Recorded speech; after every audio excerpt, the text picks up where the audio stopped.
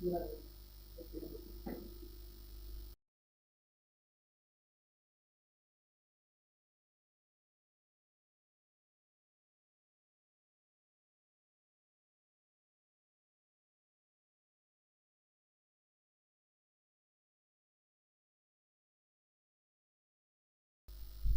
Hello students,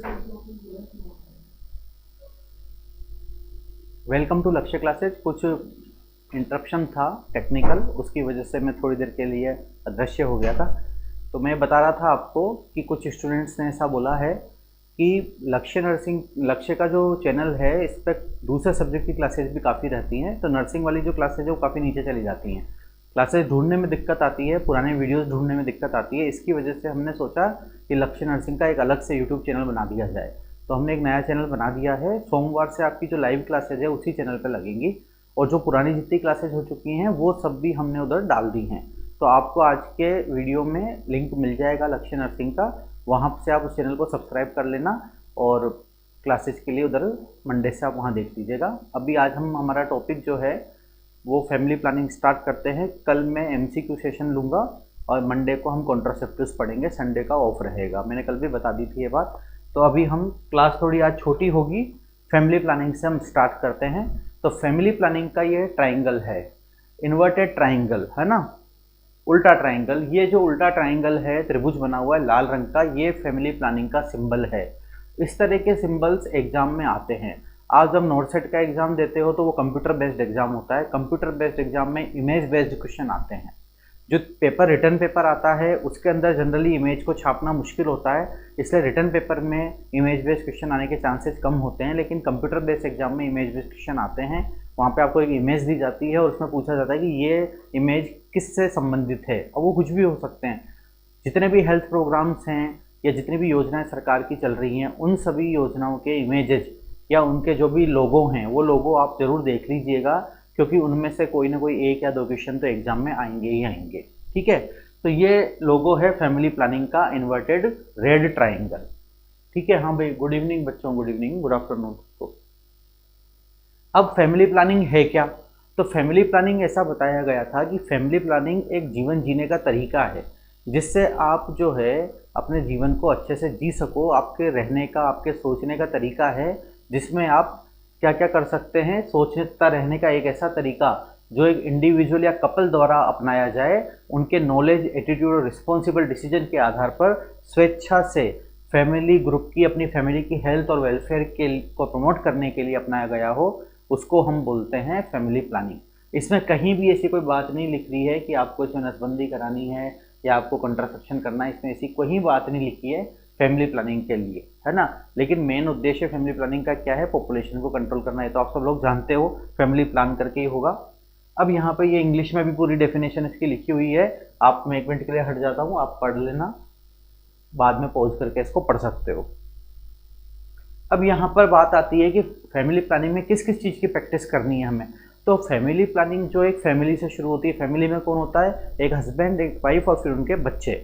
ये एक nuclear family है, सबसे छोटी फैमिली। ऐसे जब आप फैमिली की डेफिनेशन पढ़ोगे तो फैमिली आपको तरह तरह की मिलेंगी। आपको जॉइंट फैमिली भी मिलेंगी, आपको 3 जनरेशन फैमिली मिलेगी जिसमें दादा, बेटा और पोता साथ में रहते हो। और सबसे छोटी फैमिली होती है न्यूक्लियर फैमिली, जिसमें हस्बैंड, वाइफ और उनके बच्चे। सिर्फ ये एक छोटा सा परिवार रहा जाता है, जो आजकल शहरों में देखने को मिलती है।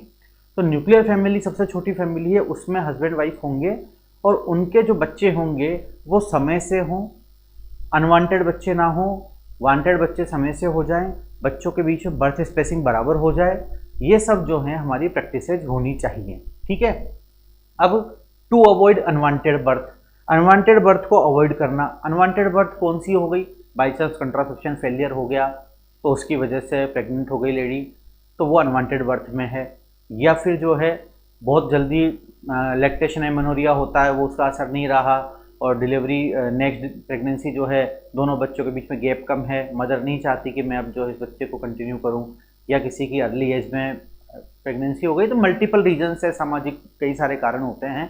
तो उन कारणों में से कोई भी बर्थ है जो अनवांटेड है वो हमारे को नहीं यहाँ पर चाहिए।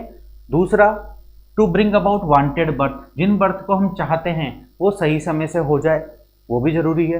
तीसरा है to regulate the interval between pregnancy, मतलब 2 प्रेगनेंसी के बीच में ऐसा बोलते हैं 3 साल का अंतर होना चाहिए माँ के हेल्थ के लिए, अदरवाइज माँ को क्या हो जाएगा, एनीमिया डेवलप हो जाएगा बहुत ज़्यादा, क्योंकि उसकी बॉडी से तो बच्चा निकल के आ रहा है, अगर वो बार बार बच्चे पैदा करेगी तो उसके शरीर का नुकसान होगा। उसके बाद to control the time at which birth occur in relation to age of parents, मतलब कि पेरेंट्स किस एज में बच्चे पैदा करें। तो सरकार ने कर रखा है कि लड़कों के लिए 21 साल और लड़कियों के लिए 18 साल शादी की उम्र में रहे, इस शादी की उम्र के बाद ही जो है अब आप प्रेगनेंसी लोगे। तो ये एक बर्थ में पेरेंट्स की एज का कंट्रोल भी फैमिली प्लानिंग का हिस्सा है। इसके बाद में to determine the number of children in the family, एक फैमिली में कितने बच्चे रखने हैं, ये भी फैमिली प्लानिंग का हिस्सा है। तो अभी हम बोलते हैं बच्चे 2 ही अच्छे, ठीक है, ऐसा बोलते हैं ना, बच्चे 2 ही बच्चे, हम 2 हमारे 2, ये सब जो नारे आए, ये स्लोगन्स आए, ये सब फैमिली प्लानिंग ही लेकर के आया था। अब फैमिली प्लानिंग की स्टार्ट कब हुई, तो इंडिया में फैमिली प्लानिंग की स्टार्ट हुई जैसे हम आज़ाद हुए सन 47 में, तो 5 साल में हम तो है आवारा हो गए कि चलो बस हम तो आज़ाद हो गए, मनमर्जी से बढ़ाओ पॉपुलेशन। तो पॉपुलेशन बढ़नी शुरू हो गई एकदम से, सरकार सख्ते में आ गई कि हो क्या रहा है, तो इसको कैसे रोकें। तो 1952 में सरकार ने कहा भाई फैमिली कंट्रोल करने का नियम लाना पड़ेगा, फैमिली प्लानिंग का नियम लाना पड़ेगा, और हमारा देश ऐसा पहला देश है जिसने फैमिली प्लानिंग स्टार्ट की है, ठीक है। India is the first country to begin with family planning. 1952 में स्मॉल फैमिली का नियम आया था और उसके बाद में फैमिली प्लानिंग लॉन्च कर दी थी इंडिया ने। वर्ल्ड में फर्स्ट कंट्री है इंडिया जो फैमिली प्लानिंग लेकर के आई है, और रेड ट्राइंगल से इसको बताते हैं, इन्वर्टेड यानी कि उल्टा रेड ट्राइंगल, जो मैं आपको ऑलरेडी बता चुका हूँ। तो कितनी बड़ी बात है, हमारे देश में सबसे पहले फैमिली प्लानिंग, कहीं तो हम बहुत आगे हैं इसका मतलब, ठीक है।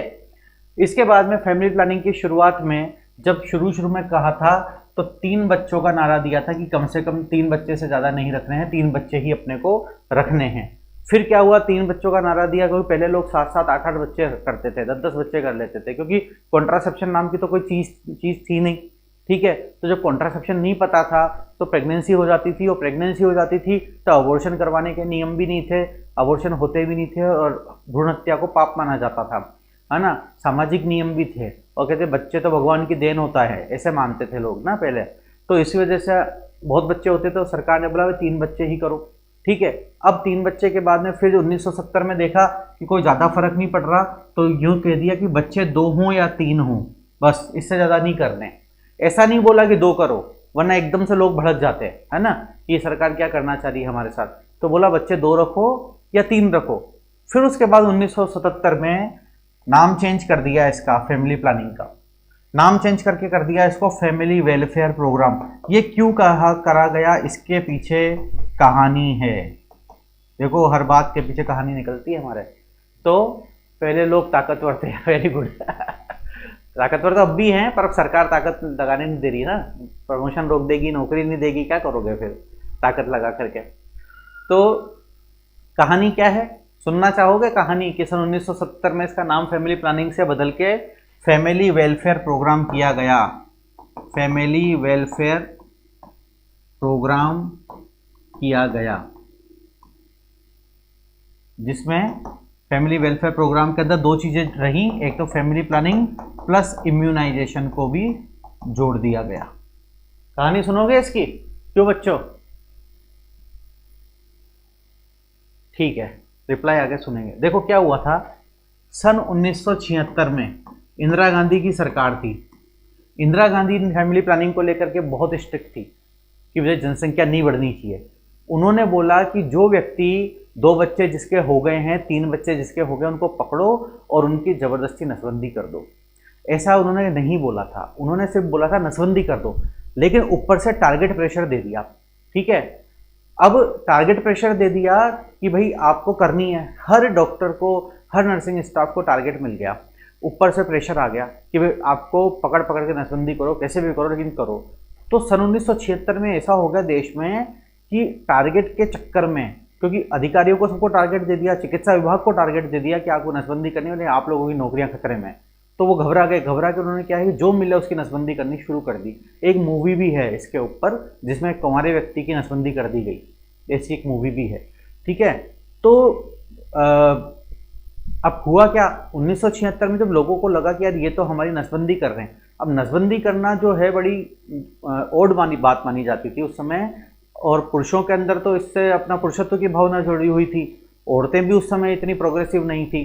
तो 1976 में ये सब बहुत घटनाएं इतनी ज़्यादा चली 75-76 में कि इसकी वजह से इंदिरा गांधी की सरकार गिर गई और 1977 में नई सरकार बनी।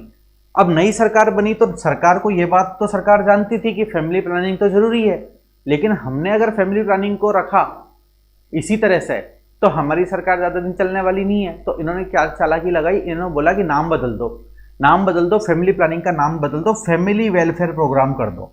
फैमिली वेलफेयर प्रोग्राम मतलब परिवार के वेलफेयर के लिए, वेलफेयर मतलब उसके अच्छे के लिए हमने प्रोग्राम चलाया।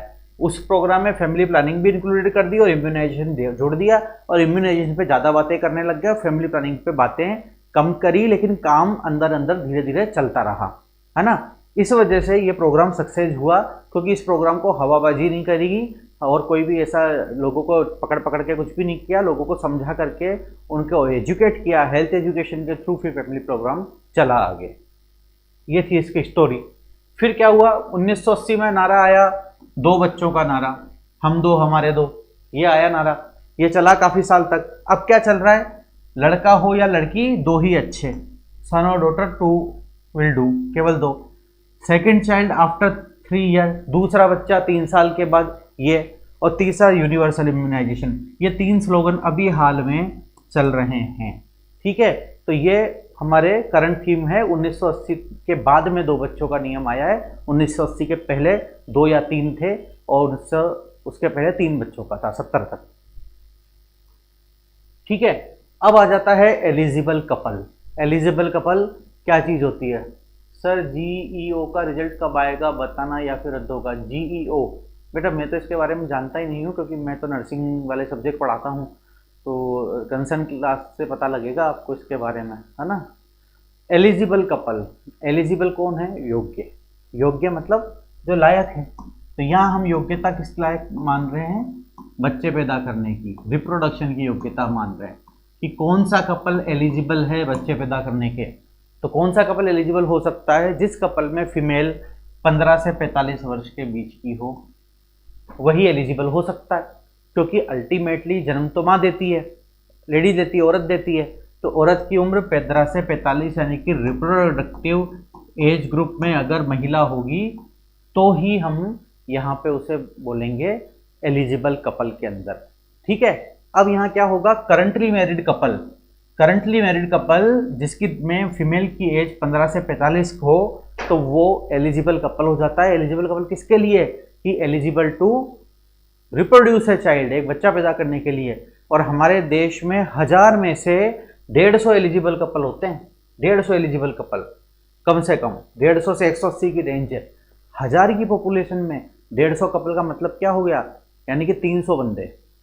150 कपल मतलब एक कपल में होते 2 लोग, तो 150 पुरुष और 150 महिला। तो 1000 में से 300 लोग तो ऐसे हैं जो 15 से 45 साल की उम्र में आ रहे हैं, और बाकी कौन है? 700 में 15 से छोटे, 45 से ऊपर वाले हैं, है ना। ये कपल हमारा टारगेट हो जाता है। इस कपल को हमें क्या करना है? इसको फैमिली प्लानिंग के लिए समझाना है, क्योंकि यही बच्चा पैदा करने की काबिलियत रख रहा है। हमको इसी को पकड़ना है, इसी को सिखाना है सब कुछ जो करना है। तो ये हमारे लिए टारगेट बन जाता है। कौन बन जाता है टारगेट हमारे लिए? एलिजिबल कपल 15 से 30 साल का। इसके बाद दूसरा आते हैं टारगेट कपल। टारगेट कपल क्या करेगा? टारगेट कपल वो है जिनके 2 या 3 बच्चे हैं। तो ये हमारे टारगेट है, निशाने पर है। किस बात के निशान लगा रखा है इनके ऊपर? कि भाई 2 या 3 बच्चे हो गए तुम्हारे, बस अब बंद कर दो, यही तुम, ये निशाना लगा दिया इनके ऊपर। अब क्या करना है? उनको प्रमोट करना है कि तुम कैसे ना कैसे करके या तो नसबंदी करो। अब देखो, जो व्यक्ति पढ़े लिखे हैं, समझदार हैं, जो कंट्रासेप्टिव्स के दूसरे मेजर जानते हैं, जो कॉन्डम्स का उपयोग कर सकते हैं या कोई दूसरी चीज़ों का उपयोग कर सकते हैं, तो वो तो फिर भी ठीक है। लेकिन जो समझदार लोग नहीं हैं, गांव के लोग हैं, कम पढ़े लिखे लोग हैं, जो ज़्यादा जानते ही नहीं कंट्रासेप्शन के बारे में, तो उनके लिए तरीका क्या है? उनके लिए देखो, मेल तो कुछ नहीं करेगा, जो करेगा फीमेल ही करेगी। तो फीमेल की या तो नसबंदी करा देते हैं, ठीक है। पुरुष नसबंदी के केसेस तो बहुत कम होते हैं। दूसरा क्या करते हैं कि फीमेल को कोऑपरेटिव लगवा देते हैं, तो उससे भी उनका काफ़ी प्रॉब्लम सॉल्व हो जाता है। तो ये कपल जो टारगेट कपल है, ये हमारा मेन टारगेट होता है। किसके लिए? ये टारगेट कपल को हम टारगेट करते हैं स्टरलाइजेशन के लिए जनरली, स्टरलाइजेशन के लिए टारगेट करते हैं, और एलिजिबल कपल को किस चीज़ के लिए टारगेट करेंगे, उनको बोलेंगे बर्थ स्पेसिंग के लिए, कि बच्चों की संख्या में 3 साल का अंतर होना चाहिए और बच्चे थोड़े डिले होने चाहिए। ये उनको एलिजिबल कपल को हम इसलिए पकड़ते हैं, उनको कॉन्ट्रासेप्शन की एडवाइस करते हैं। टारगेट कपल हमारा मेन टारगेट स्टरलाइजेशन के लिए होता है। इसके बाद आ जाता है अनमेट नीड। अनमेट नीड नाम थोड़ा अजीब सा लगता है इसका, अनमेट नीड। तो मैं बताता हूँ, फैमिली प्लानिंग की डिमांड होती है। क्या डिमांड है फैमिली प्लानिंग की? फैमिली प्लानिंग क्या चाहती है? फैमिली प्लानिंग चाहती है कि हम हमारी जितनी पॉपुलेशन में जितने भी एलिजिबल कपल हैं, जितने भी टारगेट कपल हैं, उनको हम कॉन्ट्रासेप्टिव यूज करने का बोलें, और उनका कॉन्ट्रासेप्शन बेटर हो, और इतना बेटर हो कि सिर्फ 2 से ज़्यादा बच्चे किसी के ना हो। फैमिली प्लानिंग ये कहती है। इसमें से क्या हुआ कि अगर हम बोलें ये फैमिली प्लानिंग की डिमांड है, ये इसकी डिमांड है, डिमांड मांग रही है जनता से कि सब 2 से ज़्यादा बच्चे मत करो, कॉन्ट्रासेप्शन का उपयोग करें।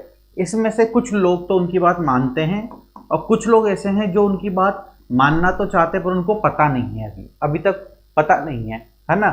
तो फैमिली प्लानिंग के जो रूल्स को, कॉन्ट्रासेप्टिव के यूजेज को जो फॉलो कर रहा है, जो यूज कर रहा है, वो तो हो गई मेट नीड। मेट नीड का मतलब कि उनकी जो आवश्यकता है वो मिल गई। मेट मतलब मिलना, मीटिंग। मेट मतलब प्राप्त होना, है ना, प्राप्त होना। मेट मतलब प्राप्त होना। तो उनको जो लोग उपयोग कर रहे हैं उनको तो मिल गई है कॉन्ट्रासेप्टिव, और जो लोग ऐसे हैं जो चाहते हैं पर उन्हें अभी तक नहीं मिला है, वो है अनमेट नीड। यानी कि currently married woman who are not using any contraceptive method, ऐसी करंटली मैरिड महिला जो कोई कॉन्ट्रासेप्टिव का उपयोग नहीं कर रही है, but do not want any more children और वांट टू वेट फॉर 2 और मोर ईयर्स। मतलब ऐसी महिला जो मैरिड तो है, 15 से 45 साल की एज में तो है, और कॉन्ट्रासेप्शन का उपयोग नहीं कर रही, लेकिन वो चाहती है कि भाई मेरे बच्चे और ज़्यादा ना हो, या फिर अभी मैं थोड़ा डिले चाहती हूँ, ठीक है। तो उनको हमने क्या किया, उनको हमने अनमेट नीड में माना कि इनको ज़रूरत है, ये लेना भी चाहते हैं पर इनको पता नहीं है। तो हमारे हेल्थ डिपार्टमेंट की क्या जिम्मेदारी है कि उन तक खबर पहुँचाए, उनको एजुकेट करे और उनको व्यवस्था दे, ठीक है। इसलिए घर घर जाके एएनएम सिस्टर, आशा वगैरह ये उनको समझाती हैं, है ना, उनको एजुकेट करती है, ठीक है। तो ये चीज़ है अनमेट नीड। और मेट नीड क्या होगी, जो अभी उपयोग कर रहे हैं। मेट नीड क्या हो गई, करंट कंट्रासेप्टिव यूजर्स जो भी यूज कर रहे हैं, ये क्या हो गए, मेट नीड। मेट नीड मतलब इनको इनकी जरूरत की चीज़ मिल गई, और जिनको जरूरत की चीज़ नहीं मिली वो है अनमेट नीड। और फैमिली प्लानिंग क्या चाहता है कि वो सबको देना चाहता है। फैमिली प्लानिंग कहता है सब कॉन्ट्रासेप्टिव्स करो, जाओ सब करो। फैमिली प्लानिंग कहता है मेट नीड वाले तो हमको मिल गए, और अनमेट नीड वाले भी आ जाओ, सब मिलाकर हमारी डिमांड पूरी हो जाएगी। तो फैमिली प्लानिंग की डिमांड क्या है, पूरे देश को कवर करना। उसमें से मेट नीड वाले भी आ गए, अनमेट नीड वाले भी आ गए, तो डिमांड में दोनों मिल जाएंगे हमारे पास में, ठीक है। तो total demand of family planning is क्या है, sum of the met need and unmet need, दोनों का जो है टोटल। इसके बाद आता है couple protection rate. Couple protection rate, CPR. एक सीपीआर अपना वो होता है कार्डियोपल्मोनरी रिसक्सिटेशन, वो तो पता ही होगा आपको, सीपीआर करते हैं, है ना। एक होता है सीपीआर, कपल प्रोटेक्शन रेट। वह कार्डियोपल्मोनरी रिसक्सिटेशन से हम किसी की जान बचा रहे हैं, और इस वाले सीपीआर से हम किसको बचा रहे हैं, कपल को बचा रहे हैं। कपल को क्या करने से बचा रहे हैं, कपल को जरूरत से ज़्यादा बच्चा पैदा करने से बचा रहे हैं। तो कौन बचाता है, कॉन्ट्रासेप्टिव्स बचाते हैं। तो कपल प्रोटेक्शन रेट अगर किसी सोसाइटी की, किसी डिस्ट्रिक्ट की, किसी स्टेट की अगर अच्छी है, अगर ज़्यादा है, इसका मतलब कॉन्ट्रासेप्टिव्स का उपयोग हो रहा है, इसका मतलब ये होता है। तो कपल प्रोटेक्शन रेट क्या हुई, एलिजिबल कपल्स, क्योंकि हमने बात करी थी एलिजिबल कपल है शुरू में, उसी को कॉन्ट्रासेप्टिव देने हैं, क्योंकि नई नई शादी हुई है, शादी होते सबको लगती है जल्दी कि बच्चे पैदा करने की, है ना। ऐसे होता है, पड़ोस में बोलते हैं शादी को 1 साल हो गए अभी तक बच्चा नहीं हुआ, देखो बहू के कोई चक्कर तो नहीं है, बांझ तो नहीं है ना, ऐसी बातें करते घटिया। ऐसे होता है, शादी को 2 साल 4 साल निकल गया तो ऊपरी हवा हो गई इनका, तो भाई लड़का नहीं हो रहा, लड़की नहीं हो रही। ये सब तरह की बातें होती है कि नहीं होती है, देश में होती है। तो जो भी करंटली मैरिड है उनके साथ ऊपर प्रेशर होता है, सब कहते बस अब तो मेरे को पोते का मुंह दिखा दो, अब तो मर जाऊंगी उसके बाद में, ऐसे बोलती है बुढ़ी औरतें। तो ये हमारा एलिजिबल कपल है, वो एलिजिबल कपल के ऊपर समाज का प्रेशर है, हमको उनको समझाना है कि समाज तो प्रेशर देता रहेगा, भैया तुम्हारी ज़िंदगी को देख लो तुम, ठीक है।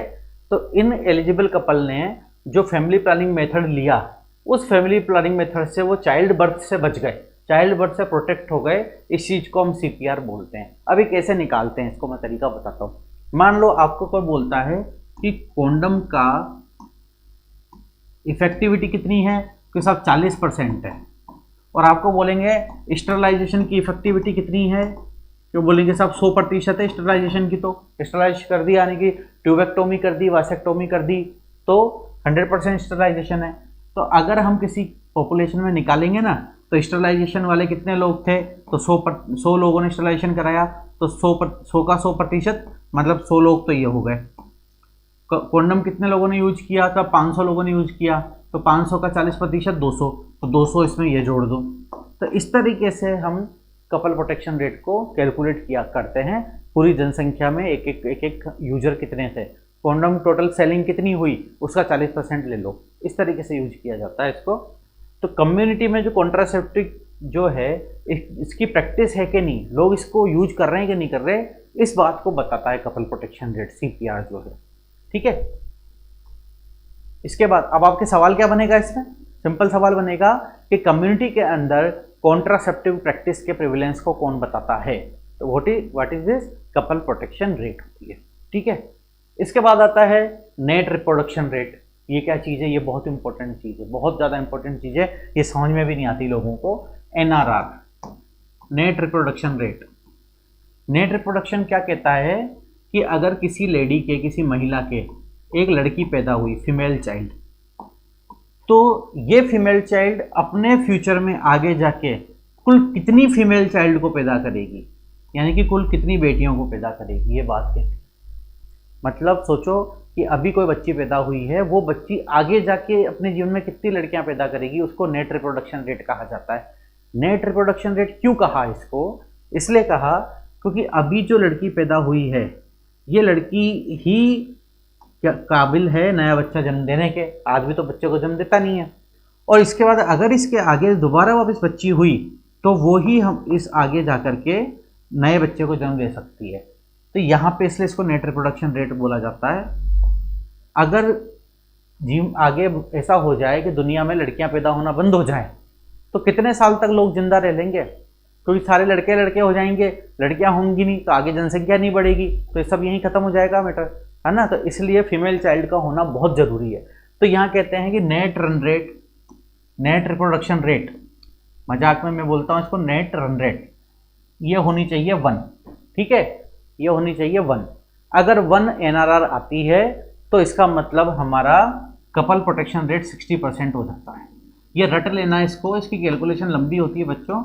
कपल प्रोटेक्शन रेट जब 60% होता है तब NRR की वैल्यू 1 होती है, यानी कि 2 बच्चों वाली जो हमारी फिलोसॉफी चल रही थी कि 2 बच्चे करने हैं, उन 2 बच्चों में से एक लड़का और एक लड़की, वो एक लड़की कौन सी है, ये NRR 1 वाली लड़की। ठीक है, तो 2 बच्चों में क्या है, एक लड़का हो जाए एक लड़की हो जाए, उससे सेक्स रेशो क्या हो जाएगा, 1000 हो जाएगा, 1/1 सेक्स रेशो हो जाएगा।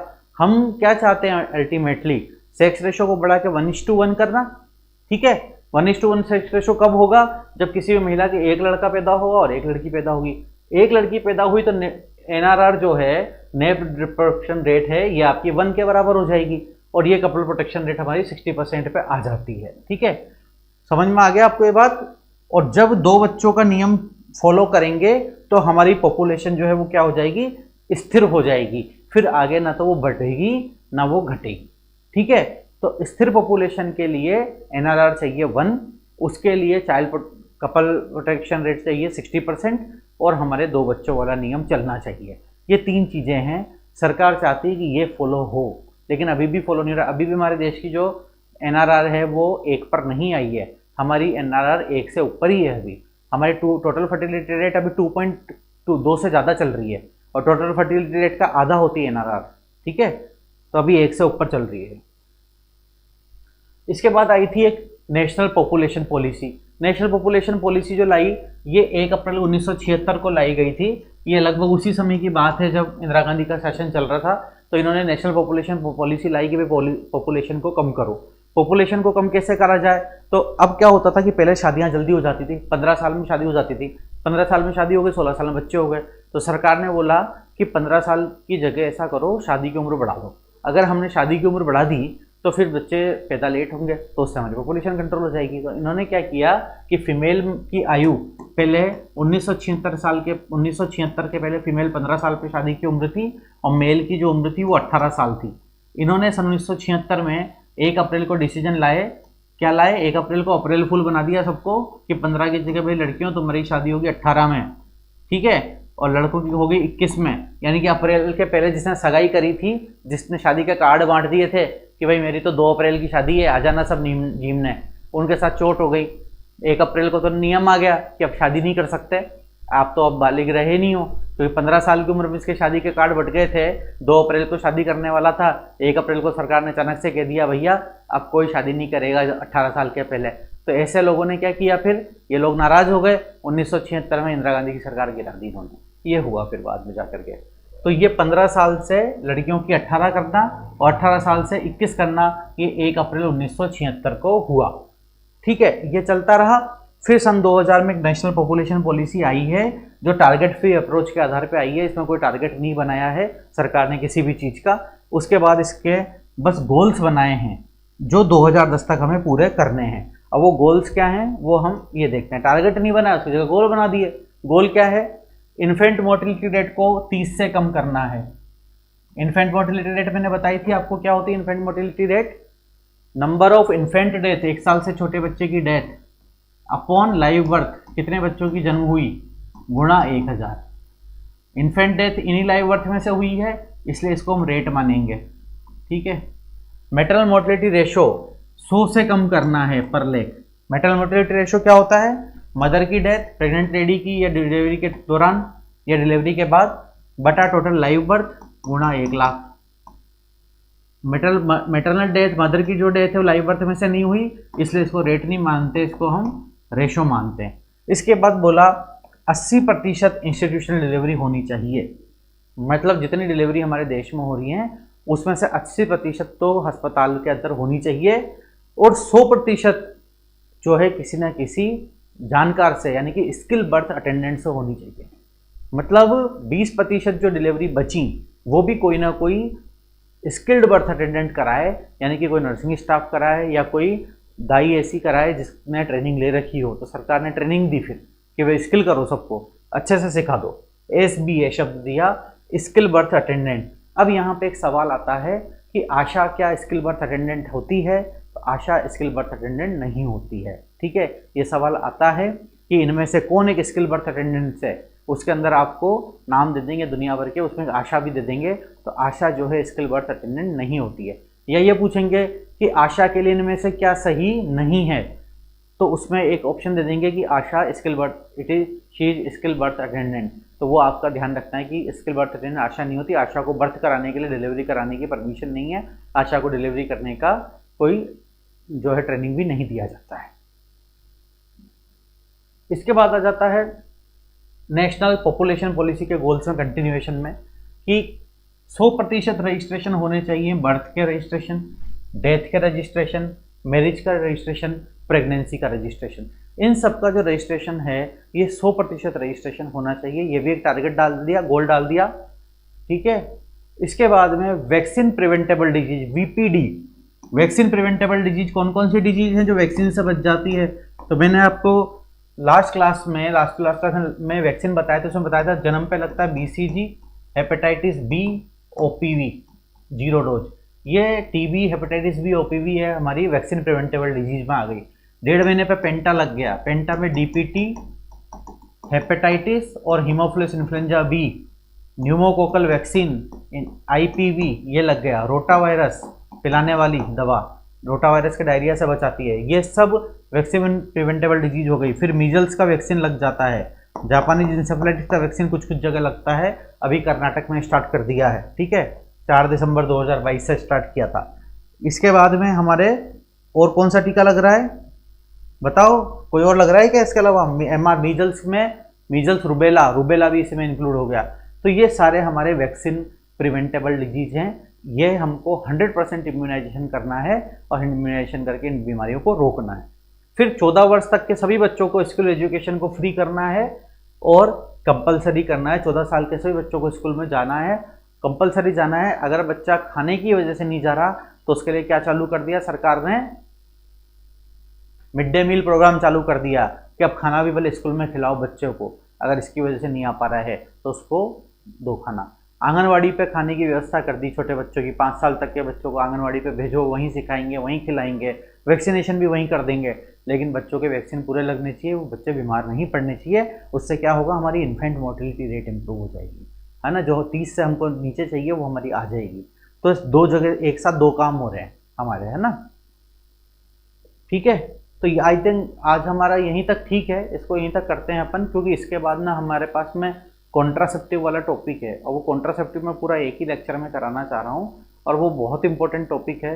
तो वो मैं सोमवार को कराऊंगा आपको। कल अभी हम यहाँ तक जितना पढ़ा है इसके हम MCQs करेंगे, मल्टीपल चॉइस क्वेश्चंस करेंगे, और कल आप लोग आ जाइएगा इसी समय 3:30 बजे। सोमवार से वापस बता देता हूँ, अपना लक्ष्य नर्सिंग क्लासेज का जो चैनल है यूट्यूब का, उस पर लाइव क्लास जाएगी, लक्ष्य नर्सिंग, आप सर्च कर लेना, मिल जाएगा आपको, हमारे लिंक से भी मिल जाएगा, उसको ज्वाइन कर लेना। लाइव क्लास अब वहीं चलेगी मंडे से, और सारे पुराने वीडियोज भी वहीं मिल जाएंगे, ठीक है बच्चों। चलो मिलते हैं आप।